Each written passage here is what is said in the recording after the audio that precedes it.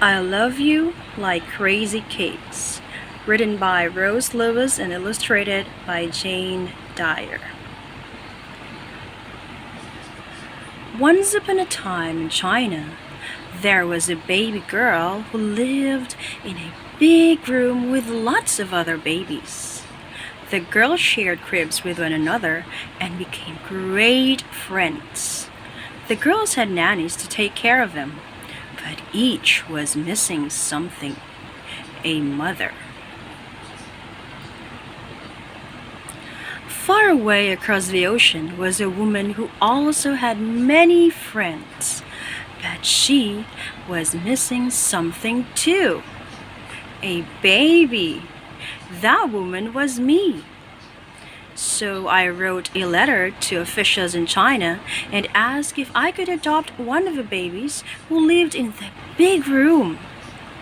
Months later, I received a letter with a picture of a beautiful baby girl. That was you. The people in China said I could adopt you if I promised to take good care of you. A few weeks later, I packed my suitcases with toys, books, diapers, food, and clothes just for you, and boarded a plane for the very long trip to China. There were other families who were also waiting to meet their babies. I couldn't wait to hold you.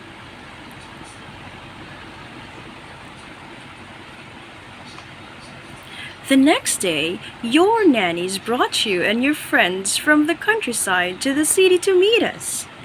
I was so happy that I cried the moment I took you in my arms. You cried too. I had been waiting for you my whole life. I brought you back to the hotel and sat you down on the bed to get a good look at you. Your rosy cheeks made you look like a soft, pink doll. When you looked at me with those big brown eyes, I knew we belonged together. I love you like crazy cakes, I whispered. How did someone make this perfect match a world away?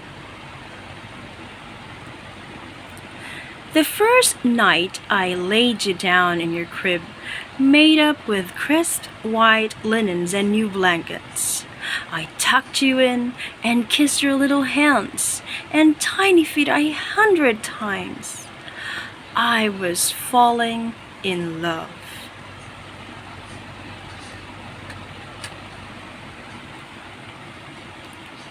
Whenever you weren't sleeping, I played with you. I put silly hats on you and took your picture. I stared at you while you napped. On the long trip home, you stood up in your seat and smiled at the man behind us.